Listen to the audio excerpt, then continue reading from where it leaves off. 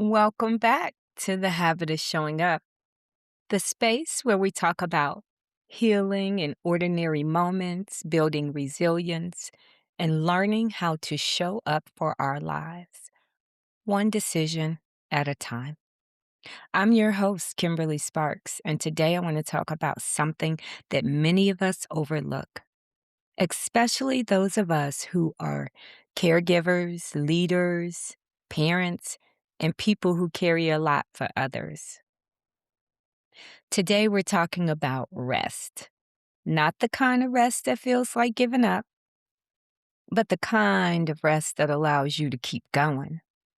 Because something I've been learning lately is this: rest is not the opposite of showing up, rest is part of showing up.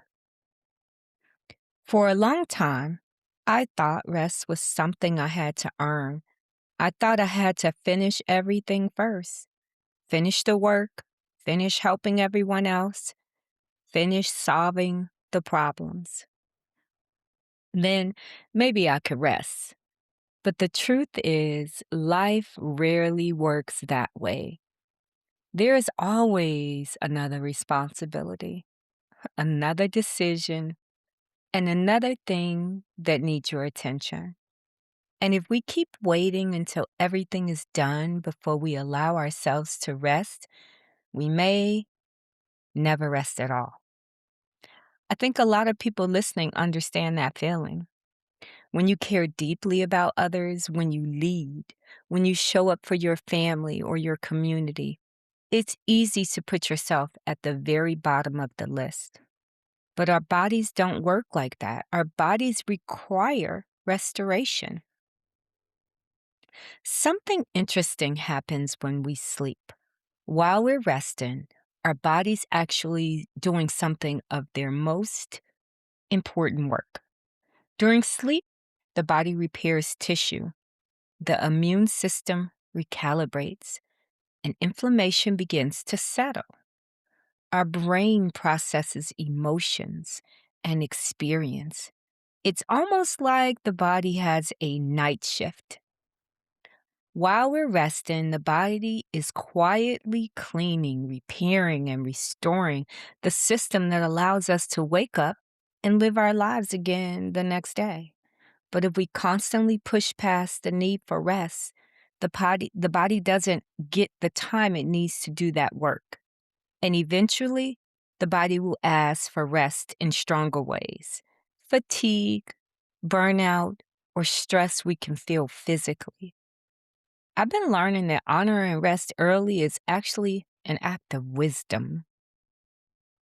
Recently, I've been paying more attention to my sleep, not from a place of pressure, but from a place of curiosity. What does my body actually need? What helps me sleep better? And what I've learned is that sometimes the most powerful thing we can do is protect simple routines. Going to bed earlier, turning the lights down, giving ourselves quiet time before sleep. Even something as simple as sitting with a warm cup of tea and allowing the day to just slow down. These small rituals signal to the body, you are safe, you can rest now. For people who are used to carrying a lot, learning to rest can feel unfamiliar.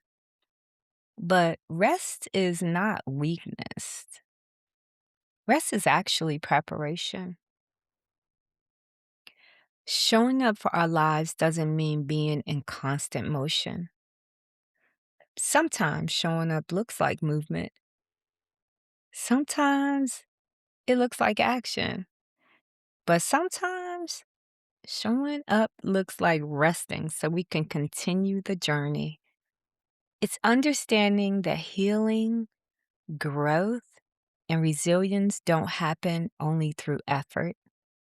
They also happen through restoration. If you are someone who feels tired lately, or stretched thin, or like life has asked a lot of you recently, I want to remind you of something. You are allowed to rest. Not because you failed, not because you gave up, but because you are human. And humans were designed to move in rhythms. There's activity and there's stillness. There's effort and then there's restoration. Just like there's giving and receiving. The habit of showing up isn't about perfection. It's about choosing again and again to care for the life you've been given. Sometimes that means pushing forward, and sometimes that means allowing yourself to slow down.